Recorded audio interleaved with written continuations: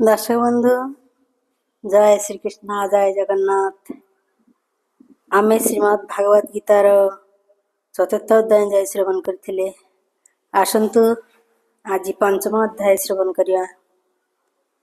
ओम श्री परमात्मानाय नमः।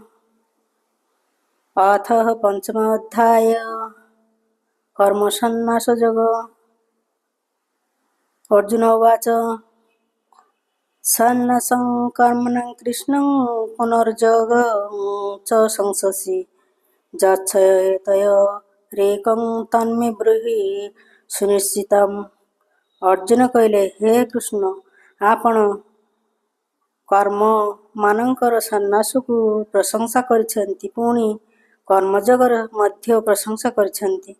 ଏହି ଦୁଇଟି ମଧ୍ୟରୁ କେଉଁଟି ମୋ ପାଇଁ ସୁନିଶ୍ଚିତ ରୂପେ କଲ୍ୟାଣକର ସାଧନା ହେବ ତାହା କୁହନ୍ତୁ। ଶ୍ରୀ ଭଗବାନ ଉବାଚ ସନ୍ନ୍ୟାସଂ କର୍ମଯୋଗସ୍ୟ ନିଃଶ୍ରେୟସକରାଭୁବୌ ତୟସ୍ତୁ କର୍ମ ସନ୍ନ୍ୟାସାତ୍ କର୍ମଯୋଗ ବିଶସ୍ୟତେ। ଶ୍ରୀ ଭଗବାନ କହିଲେ, କର୍ମ ସନ୍ନ୍ୟାସ ଓ କର୍ମଯୋଗ ଏ ଉଭୟ ପରମ କଲ୍ୟାଣକର, କିନ୍ତୁ ଏହି ଦୁଇଟି ମଧ୍ୟରୁ କର୍ମ ସନ୍ନ୍ୟାସ ଅପେକ୍ଷା ସାଧନାରେ ସୁଗମ ହୋଇଥିବାରୁ କର୍ମଯୋଗ ଶ୍ରେଷ୍ଠ। ଜ୍ଞାୟସ ନିତ୍ୟ ସନ୍ନ୍ୟାସୀ ଯୋ ନ ଦେଷ୍ଟି ନ ଆକାଙ୍କ୍ଷାତି ନିର୍ଦ୍ଦନ୍ଦ ହି ମହାବାହୁ ସୁଖଂ ବଦ୍ଧାତ ପ୍ରମୋଚ୍ୟତେ। ହେ ଅର୍ଜୁନ, ଯେଉଁ ପୁରୁଷ କାହାଠାରେ ଦେଶ ରଖନ୍ତି ନାହିଁ କି କିଛି ଆକାଙ୍କ୍ଷା କରନ୍ତି ନାହିଁ, ସେହି କର୍ମଯୋଗୀ ନିତ୍ୟ ସନ୍ନ୍ୟାସୀ ବୋଲାଯିବାର ଯୋଗ୍ୟ। କାରଣ ରାଗ ଦେଶାଦି ଦ୍ୱନ୍ଦ୍ୱରୁ ରହିତ ପୁରୁଷ ସୁଖପୂର୍ବକ ସଂସାର ବନ୍ଧନରୁ ମୁକ୍ତ ହୋଇଯାଆନ୍ତି। ସାଂଖ୍ୟଯୋଗ ପୃଥଗ ବାଲା ପ୍ରବଦନ୍ତି ନ ପଣ୍ଡିତା ଏକମପ୍ୟସ୍ଥିତା ସମ୍ୟକ୍ ଉଭୟୋର୍ଦ୍ୱୟ ଦ୍ୱନ୍ଦ୍ୱେ ଫଲମ୍। ଉପରୋକ୍ତ ସନ୍ନ୍ୟାସ ଓ କର୍ମଯୋଗରୁ ମୂର୍ଖ ଲୋକେ ପୃଥକ ପୃଥକ ଫଳଦାତା ବୋଲି କହନ୍ତି, କିନ୍ତୁ ପଣ୍ଡିତମାନେ ଏପରି କହନ୍ତି ନାହିଁ। କାରଣ ସେହି ଦୁଇଟି ମଧ୍ୟରୁ କୌଣସି ଗୋଟିକରେ ବି ସମ୍ୟକ ଭାବରେ ଅବସ୍ଥିତ ହୋଇଥିବାରୁ ପୁରୁଷ ଉଭୟର ଫଳରୂପକ ପରମାତ୍ମାଙ୍କୁ ପାଇଯାଆନ୍ତି।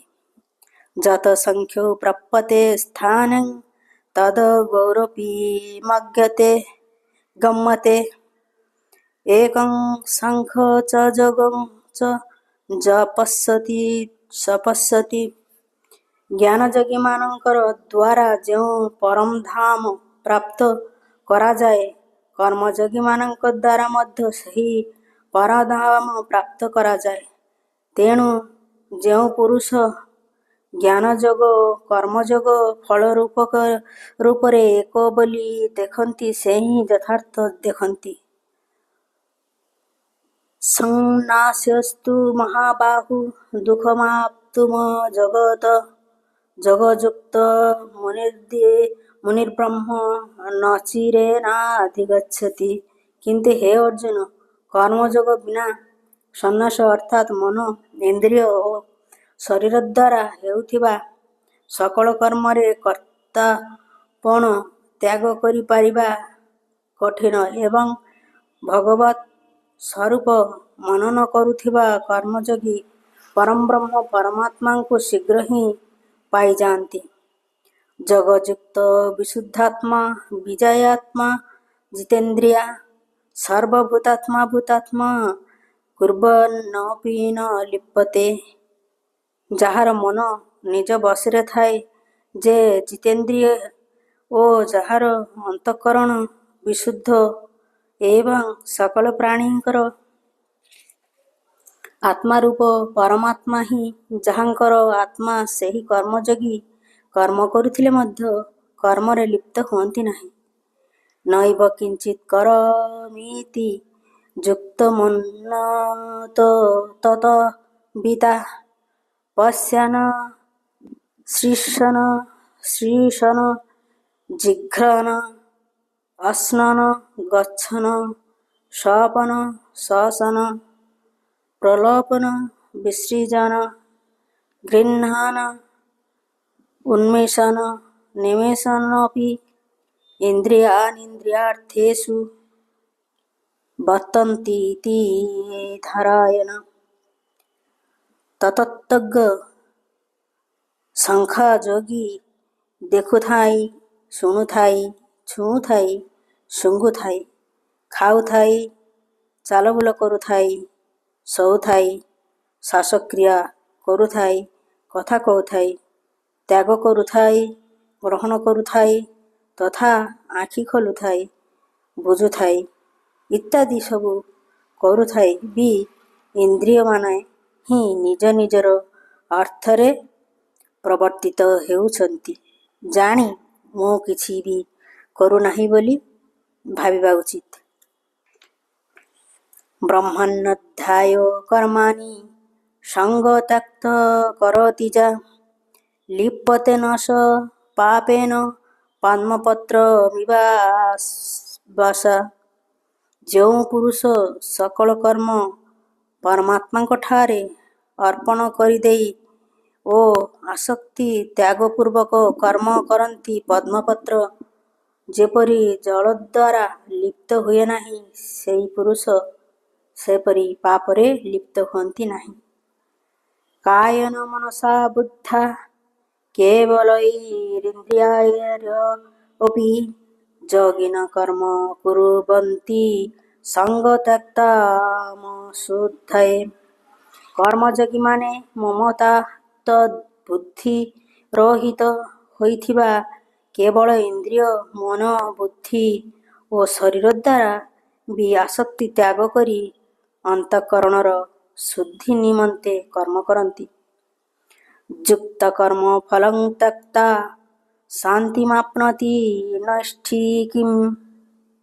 ଅଯୁକ୍ତ କାମ କାରେଣ ଫଲେ ଶକ୍ତ ନିବଧ୍ୟତେ। କର୍ମଯୋଗୀ କର୍ମଫଳ ତ୍ୟାଗ କରି ଭଗବତ୍ ପ୍ରାପ୍ତିରୂପକ ଶାନ୍ତି ଲାଭ କରନ୍ତି ଏବଂ ସକାମ ପୁରୁଷ କାମନାର ପ୍ରେରଣାରେ ଫଳାସକ୍ତ ହୋଇ ବନ୍ଧନରେ ପଡ଼େ। ସର୍ବକର୍ମକର୍ମାଣି ମନସା ସନ୍ନ୍ୟସ୍ତେ ସୁଖଂ ବଶି ନବଦ୍ୱାରେ ପୁରେ ଦେହି ନୈବ କୁର୍ବନ୍ନ କାରୟେଣ। ଅନ୍ତଃକରଣକୁ ବଶରେ ରଖି ସାଂଖ୍ୟଯୋଗ ଆଚରଣ କରୁଥିବା ପୁରୁଷ କିଛି ନ କରି ଓ ନ କରାଇ ହିଁ ନବଦ୍ୱାର ବିଶିଷ୍ଟ ଶରୀର ରୂପରେ ମନଦ୍ୱାରା ସକଳ କର୍ମ ତ୍ୟାଗ କରିଦେଇ ସଚ୍ଚିଦାନନ୍ଦ ଘନ ପରମାତ୍ମାଙ୍କ ସ୍ୱରୂପରେ ଆନନ୍ଦପୂର୍ବକ ଅବସ୍ଥାନ କରନ୍ତି।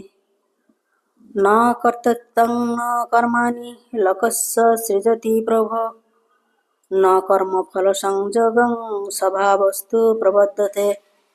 ପରମେଶ୍ୱର ମନୁଷ୍ୟମାନଙ୍କର କର୍ତ୍ତାପଣ କର୍ମ କିମ୍ବା କର୍ମଫଳର ସଂଯୋଗ ରଚନା କରନ୍ତି ନାହିଁ, କିନ୍ତୁ ସ୍ୱଭାବ ଅର୍ଥାତ୍ ପ୍ରକୃତି ହିଁ ସବୁକିଛି କରେ। ନ ଦତ୍ତେ କସ୍ୟଚିଦାପାପଂ ନ ଚୈବ ସୁକୃତିଂ ବିଭୁ ଅଜ୍ଞାନେନାବୃତଂ ଜ୍ଞାନଂ ତେନ ମୁହ୍ୟନ୍ତି ଜନ୍ତବଃ।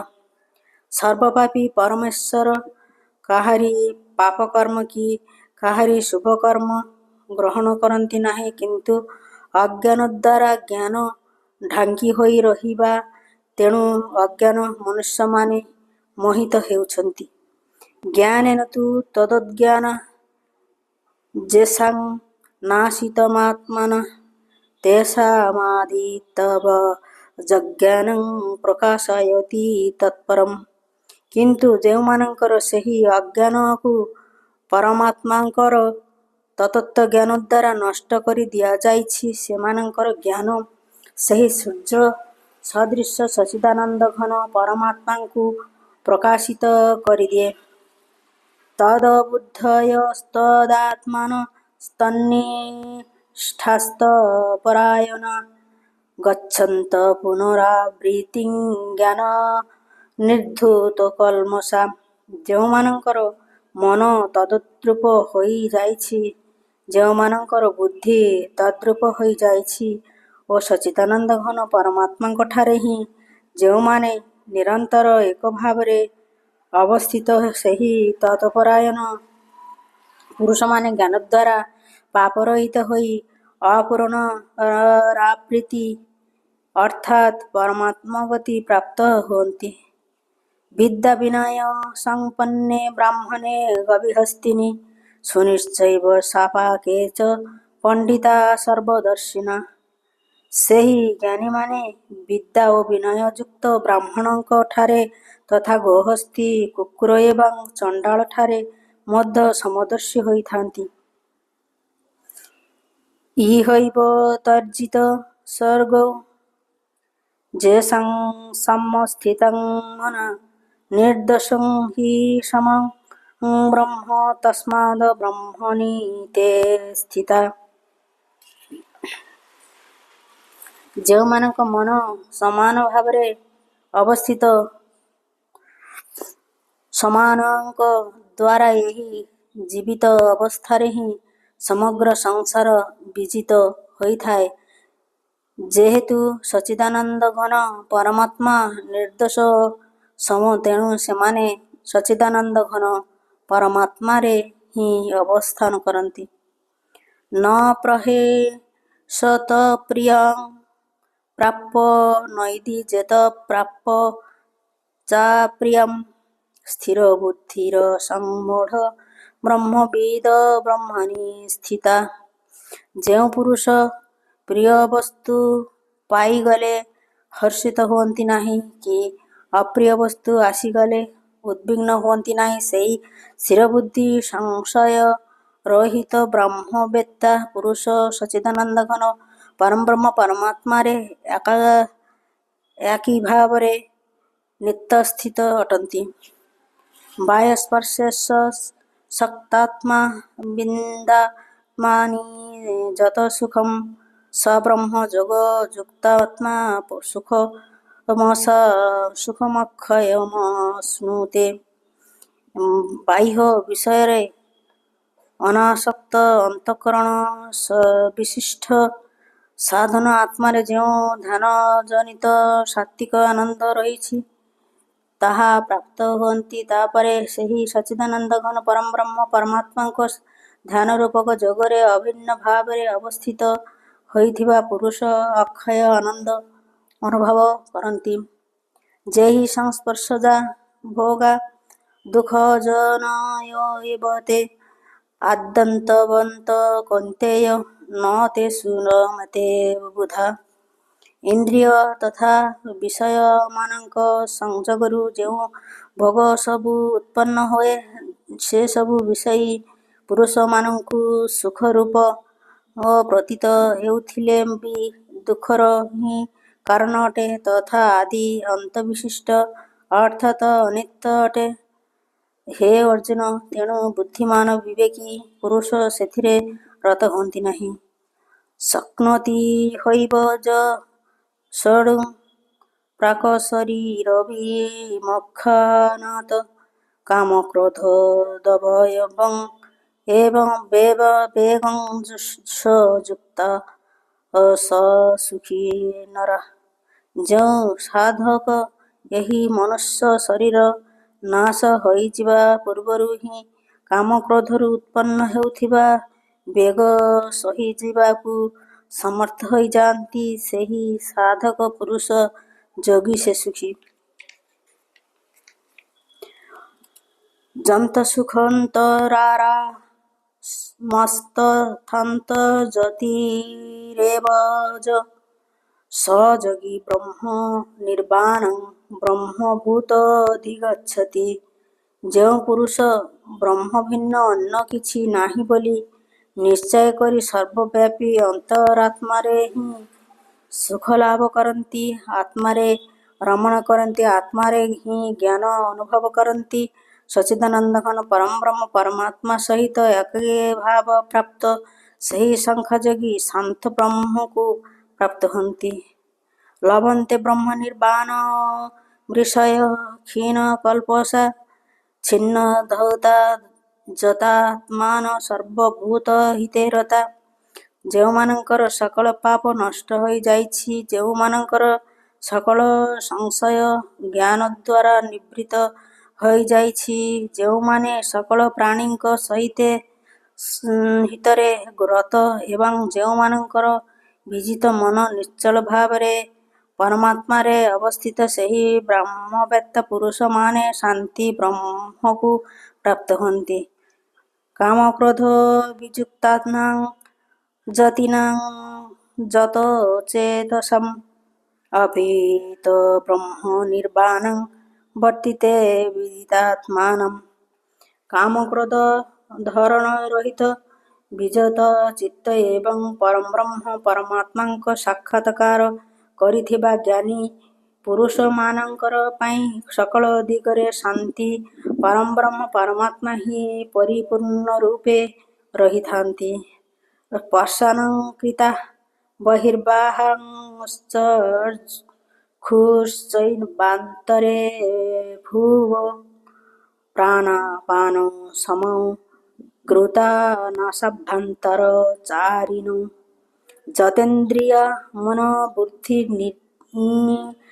ବୁଦ୍ଧିର୍ମୋକ୍ଷପରାୟଣା ବିଗତେଚ୍ଛା ଭୟ କ୍ରୋଧ ଯ ସଦା ମୁକ୍ତା ଏବ ସା। ବାହ୍ୟ ବିଷୟଭୋଗ ଚିନ୍ତନ ନ କରି ସେସବୁ ବାହାରେ ହିଁ ତ୍ୟାଗ କରିଦେଇ ଏବଂ ନେତ୍ରର ଦୃଷ୍ଟି ହୃଦୟର ମଧ୍ୟବର୍ତ୍ତୀ ସ୍ଥାନରେ ନିବଦ୍ଧ କରି ନାସିକାଦ୍ୱୟର ଅଭ୍ୟନ୍ତରରେ ବିଚରଣ କରୁଥିବା ପ୍ରାଣ ଓ ଅପାନ ବାୟୁକୁ ସମଗତି କରାଇ ଯେଉଁ ମୋକ୍ଷପରାୟଣ ମୁନି ମନ ବୁଦ୍ଧି ଓ ଇନ୍ଦ୍ରିୟମାନଙ୍କୁ ସଂଯତ କରିଥାନ୍ତି, ଇଚ୍ଛା ଭୟ କ୍ରୋଧରୁ ରହିତ ହୋଇଥିବା ସେହି ମୁନି ସର୍ବଦା ମୁକ୍ତ ହିଁ ଅଟନ୍ତି। ଭୋକ୍ତାରଂ ଜଗତପସାଂ ସର୍ବଲୋକ ମହେଶ୍ୱରଂ ସୁହୃଦଂ ସର୍ବଭୂତାନାଂ ଜ୍ଞାତା ମାଂ ଶାନ୍ତିମିଚ୍ଛତି।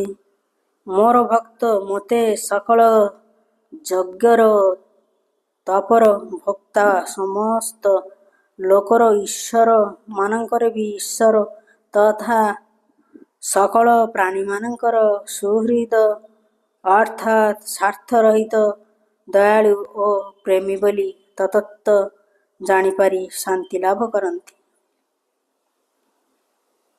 ଓଂ ତତ୍ସଦିତି ଶ୍ରୀମଦ୍ଭାଗବଦ୍ଗୀତାସୂପନିଷଦସୁ ବ୍ରହ୍ମବିଦ୍ୟାୟାଂ ଯୋଗଶାସ୍ତ୍ରେ ଶ୍ରୀକୃଷ୍ଣାର୍ଜୁନ ସଂବାଦେ କର୍ମସନ୍ନ୍ୟାସ ଯୋଗ ନାମ ପଞ୍ଚମୋଧ୍ୟାୟ।